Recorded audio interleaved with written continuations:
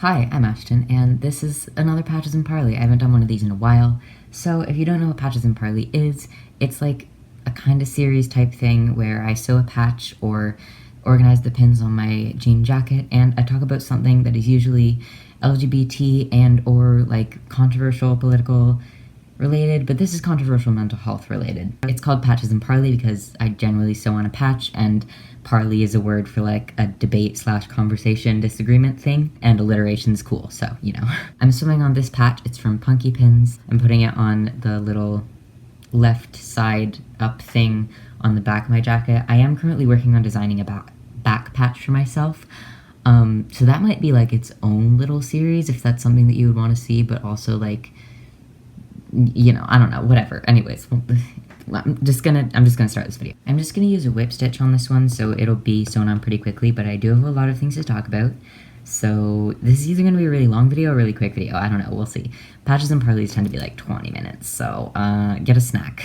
I guess before I get into my points on self-diagnosis, I kind of want to say what self-diagnosis is and what it isn't. So self-diagnosis is when somebody does research and does a lot of introspection and decides to kind of diagnose themselves with some sort of health problem or illness. But in this video, I'm specifically going to be talking about the mental range of illnesses and disorders. And just for a little bit of background, I am like professionally diagnosed with major depressive disorder, general anxiety disorder / social anxiety disorder, and obsessive compulsive disorder. But something that I'm not professionally diagnosed with is autism, which I will talk about later.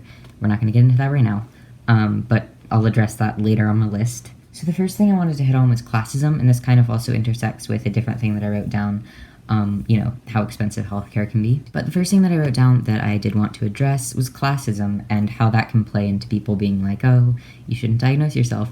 So one reason that I've seen for a lot of people that have self-diagnosed is that they can't afford a therapist or they can't afford a psychiatrist to professionally diagnose them. And in my opinion, that is a completely valid reason, at the very least in the United States.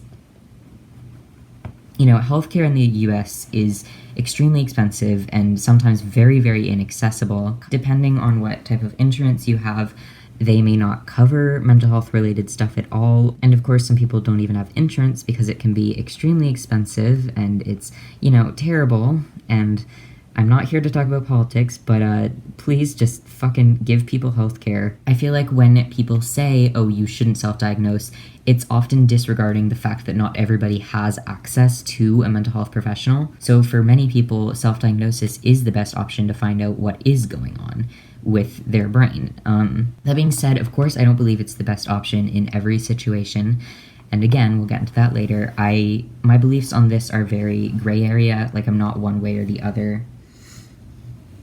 So this is more of a counter argument to people that will say, oh, if you want to be diagnosed with something or if you want to figure out what's wrong, go to a mental health professional, because that often ignores that that's not an option for everybody and that it can be extremely expensive. Like, I wholeheartedly believe that therapists and psychiatrists should be people that are accessible to every single person. Like, yes, if you go to a school, they may have a counselor. If you go to a GP, they may have a little bit of mental health knowledge, but not every insurance plan covers mental health. Not everybody has insurance. Not everybody has a reliable income that they can put into mental health treatments. So I feel like brushing off self-diagnosis with the argument that you should just see a professional definitely ignores that. And I'm not an expert on how healthcare works in other countries, but at the very least in America, that's a very shitty argument. Like, you can't just tell people to go to a therapist. Not everybody has that kind of disposable income, and it's not an accessible option for a lot of people. Of course, I believe that people should go to psychiatrists and therapists as opposed to diagnosing themselves, but not everybody has that option, and I think that's something that we should recognize instead of brushing off self-diagnosis as like, oh, just go to a therapist. Like, not everybody can. On top of that, some people that do have access to maybe basic mental health stuff, like I go to cognitive behavioral therapy and I see a psychiatrist for medications. For some developmental disorders or for mental health problems, they require a lot more of an extensive diagnosis process than you may realize. Processes for getting diagnosed or for getting assessed can also be like expensive beyond the initial going to a therapist, going to a psychiatrist. When I first talked to my therapist about like, hey, I have a lot of autistic traits and I've talked to a lot of autistic people, that about symptoms and about characteristics and about like development and all sorts of things, and like I've done so much research and I want to know, like, am I autistic?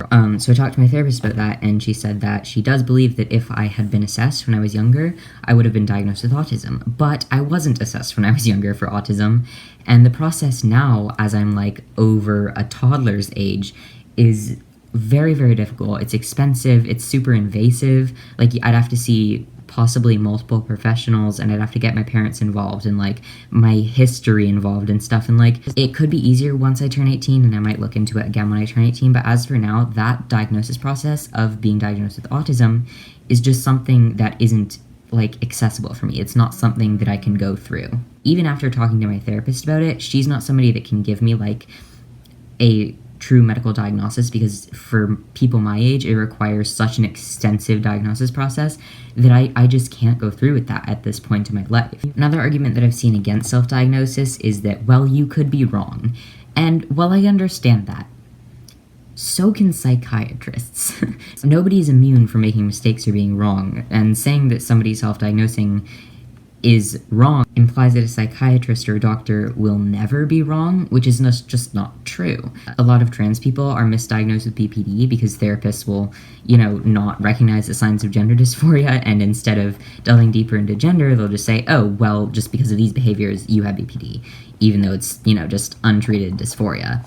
Does that make doctors less credible? No. Of course, mental health professionals definitely have a better statistical chance of being correct than you do when diagnosing yourself, but I just think it's not a very solid argument to say you're not going to be correct when you're diagnosing yourself, when there's still a chance that your doctor won't be correct when they're diagnosing you. I also think there's a significant difference diagnosing yourself with some things over other things. Things like anxiety disorders may be easier to diagnose yourself with, and of course I'm not saying that you can get a professional diagnosis or medical help by your own diagnosis. You'd still have to see a professional for that. But when I went to a psychiatrist for the first time and they're like, oh, you have anxiety and depression, I was just like, yeah, I knew that. I pretty much knew that, and I feel like a lot of people with those things have shared that experience. When you're going through stuff like depression and anxiety and you do research on it, it's pretty easy to find out like, oh, I might have this, that makes sense. However, when it gets to stuff like personality disorders, those can definitely be harder to diagnose for yourself because so many symptoms overlap, but that can also be true in the simpler mental health problems. Depression and anxiety were the first two things that I was diagnosed with, but maybe 2 years ago now, I was diagnosed with OCD. And it turns out that some of my symptoms of what I thought was anxiety was actually more obsessive compulsive behaviors. And I still have anxiety, like that's something that is still on my record. And I don't deny that I have anxiety, but some of my symptoms of OCD were kind of covered up by my anxiety diagnosis. And I think that overlapping mental health stuff like that can often be one of the reasons that self-diagnosing is so difficult. Psychiatrists definitely know more about mental health than any given person does. So I wouldn't be surprised if there's somebody out there that, thought they had anxiety and sought treatment for anxiety and then went to a psychiatrist and realized that they have OCD. I'm not saying that OCD and anxiety are the same thing. I am well aware that they're not. I'm just saying that sometimes behaviors attributed to anxiety are actually symptoms of OCD. Another example could be eating disorders. It may be easier to diagnose yourself with an eating disorder than it would be with, autism or ADHD. I have never been officially diagnosed with an eating disorder, but I can confidently say that I've struggled with disordered eating. Yes, eating disorders can be life-consuming, but depending on the person, you still often have times in your life where you are more self-aware about your mental health and about your eating habits, and you can realize like, hey, this is a problem, Which brings me to the difference between diagnosing yourself and realizing there's a problem, which I think is something that can be overlooked. I feel like a lot of people kind of mix up self-diagnosing and recognizing that there's something that you mentally need help with. I've had friends say like, I'm having suicidal ideation and I know that's not mentally healthy. That type of thinking and that type of introspection is very different than, oh, I have this one trait of this one mental health problem, therefore I have this mental health problem. If somebody does genuinely attempt to self-diagnose, then they have likely done a shit ton of research. I know I have on autism, and I still don't, openly call myself autistic all the time because I don't have that professional diagnosis that takes so much time and so much effort and so much money and so much tracing my life back and such. On top of that, I feel like self-diagnosis also often brings out this like kind of toxic, oh, do you have proof side of the argument. Like if somebody goes online and says that they have cancer, nobody's going to be like, show me your doctor's notes, you know? But if somebody goes online and talks about their personality disorder, they're probably going to be like, okay, but were you diagnosed? With mental health, there is this culture of like not trusting people and not believing people when they say something's wrong. And that can be a super duper toxic mindset, which, you know, if somebody messages me and talks about having depression but not having access to a therapist, I would never say, well, how do you know you have depression if you don't have access to a therapist? Like, they're clearly struggling with something, and even if it's not depression, the fact that they realize that something is wrong can be a step in the right direction. I fail to see how it's productive in any way to not necessarily police, not necessarily gatekeep, I don't know what the right word for it would be, to like put everybody through a screening, you know, like, oh, but do you have a doctor's note? Do you have a psychiatrist's note? Is it in your medical record? I just don't think that's like the best thing that you could do for mental health. I also think people might tend to forget how widespread information is. Like, the entire DSM is online. That being said, the DSM as a guideline for diagnosis, of course it's reliable and it's what the majority of psychiatrists use, but it's not supposed to be used to diagnose yourself. Regardless of that, if I went into the DSM and I looked up, well, I have done this, but, you know, let's assume I've not. So if I went to the DSM and I looked at how to diagnose somebody with autism, I could easily look at that and be like, oh, I'm autistic. Like, I fit all of these very, very well, and I have people in my life that could confirm that I fit these very well. There are so many resources online about autism and about autistic traits, and, you know, there are people on YouTube that talk about being autistic. There are people on Instagram that talk about being autistic. There are blogs. There are countless foundations and organizations that help people understand autism. So me today, looking at all that information, doing all that research, and talking to my psychiatrist and talking to my therapist, and then saying, I think I may have autism, is very, very different than somebody hearing the word autistic and thinking, that's a cool word, I think I'm autistic. I don't think that happens, but, you know, hypothetically, if what you do to diagnose yourself per se is super well researched and you get multiple opinions and you talk to multiple people, I don't think it is harmful. I also think that there are some things in the DSM that you can like fucking easily diagnose yourself with. For example, gender dysphoria. I knew I was trans way before I went to therapy, and I knew what dysphoria was, and I was like, yep, that's me. I would love to chop off my tits. You know, I did not need a therapist to tell me, hey, you got gender dysphoria, and some people might. But that doesn't mean that when you come across a trans person on the internet that says they have gender dysphoria, you should ask them if they've been to a therapist. Dysphoria is something that the majority of trans people understand. I did not need to go to a therapist so they could tell me that I was trans. I figured that out on my own, and a lot of trans people do as well. And of course, that doesn't mean everybody does or that everybody has to be trans, but I'm just saying that even though the DSM does have gender dysphoria, that doesn't mean that it can only be diagnosed by a psychiatrist. Information is everywhere, and I can read about being trans by just going on Twitter. I can find articles on being trans by a simple internet search, and there's so much out there. If you find yourself feeling connected to a certain list of symptoms, there's nothing wrong with looking into that more. Of course, you cannot become a registered psychiatrist just by reading the DSM, but you can get a pretty good idea of many different mental health things, and you can probably start to look at, like, okay, it might be some sort of anxiety disorder that I have, or it might be some sort of personality disorder that I have. And getting a good grip on your own mental health can be really helpful for yourself. In addition to that, I have been to 3 different therapists in my life. All of them have used the DSM, and if I had told any of them, like, hey, I think I have some type of anxiety disorder, can you help me figure that out? I highly doubt any of them would have been like, oh, you don't have an anxiety disorder. Like, do you think you do? Because you definitely don't. And I do have an anxiety disorder. But even if I didn't, I doubt that those therapists would completely brush off my self-analysis on those things, because people's interpretations of their own symptoms are very important when it comes to actually diagnosing somebody. I believe that introspection can be a super powerful thing. And if somebody looks into themselves and thinks, okay, well, I've been struggling with this thing, and it looks a lot like what a personality disorder may be like, and they go to a therapist and talk to them, or even if they just do a shit ton of research, there's nothing wrong with that. Nobody is getting hurt by people researching things and figuring out things that may explain the way that they act or the way that they react to things. Like, if you've been suffering with anxiety your entire life, but you're not diagnosed, but you look it up and you do research and you talk to people with anxiety and you read the DSM even, and you say definitively that you have anxiety, I'm not going to be somebody that goes up to you and says, but you don't have an actual diagnosis, so I'm not going to believe you have anxiety. Even if I watch you have a panic attack, I don't care, you don't have anxiety because you haven't talked to a therapist. That's just doesn't sound right to me. That hypothetical person figuring out that they have anxiety isn't hurting anybody that's been diagnosed with it, you know? They're not stealing anti-anxiety meds from a pharmacy. They're not going to a therapist and, like, clogging up their hours.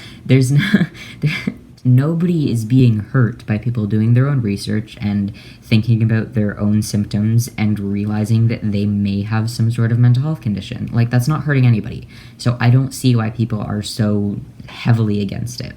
Again, somebody doing research and realizing that they may have a mental health issue isn't hurting anybody. All of that being said, I do believe that people have to have a certain level of, like, maturity and self-awareness to not even just self-diagnose, but, like, look into their own mental health and introspect on that sort of thing. All those things being said, I am still very wary of self-diagnosis, and I wouldn't, like, encourage it in all cases. I think a lot of aspects of it can be pretty dangerous, for example, over-diagnosing. I've read plenty of articles on this, and this is one of the main concerns that a lot of psychiatrists will bring up. You know, when you go onto WebMD and decide that because your foot hurts, you have ear cancer, that sort of thing. And the way that could apply to mental health also has to do with the overlapping of a lot of symptoms. For example, somebody may notice that they have been having trouble sleeping, they've been having trouble paying attention, and they've been really sad. The problem could be that they diagnose themselves with insomnia, depression, and ADHD. The thing is that depression could cause all three of those things. So yes, that can absolutely be a problem. And no, just because you have one symptom of something doesn't mean you definitely have that thing. Which is why I think that a level of maturity and which is why I think that a level of maturity is definitely required for this sort of thing. Of course, self-diagnosis isn't perfect, but neither is professional diagnosis. And I don't think we should brush off people's introspection and research simply because it's not done by a professional. Self-diagnosis can help people find resources that they may not have gotten because of lack of privilege. Self-diagnosis can help people figure out who they are without having to spend the money that they don't have on seeing a psychiatrist. Of course, if you can, I would urge you to go to a professional, but not everybody can. Of course, if you have access to it, I would encourage you to go to a professional, but I also recognize that not everybody can, and I don't think that people finding online resources of course, I would encourage you to go to a mental health professional, but I also recognize that not everybody can. There are so many good resources for self-help, from library books to online resources like videos or documentaries. Documentaries are videos, I'm a mess. Yes, there are many issues with self-diagnosis, but in the end, I don't think we should trivialize people's own self-assessments, because oftentimes they are right, and they can lead to that person getting help. And if somebody feels better, and if somebody gets help, even if it's with their own assessment, then that's not a negative thing. One false equivalence that I've seen drawn a lot is people kind of saying, like, oh, well, you don't diagnose yourself with cancer, so why would you diagnose yourself with mental health problems?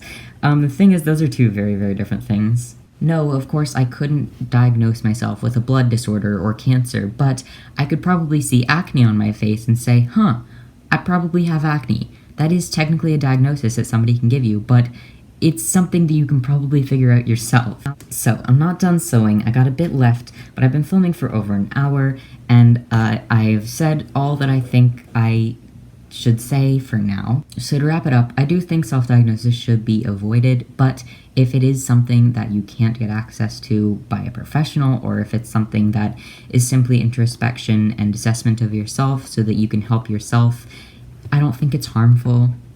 I don't think it should be frowned upon as much as it is. So I'm going to turn off the camera, finish up sewing this, and then show you it and sign off. So I'll see you in like 0.1 seconds. You won't even know the difference. Alright. I'm done. I'm not going to put this on because it is really, really hot in my room. I really can't wait until it starts getting cold and it's like jean jacket season. I'm so ready.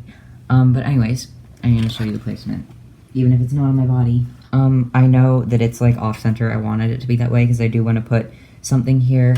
I don't know what I want to put there yet, but I want it, like, I know aesthetically that orientation I want it, just not like what I want it to be yet. So I'll figure that out later. But like the asymmetrical thing doesn't bother me really. Goodbye. I hope that you are in a really good place with your mental health right now, and if you're not, then I hope you will be soon, and I will talk to you later, maybe.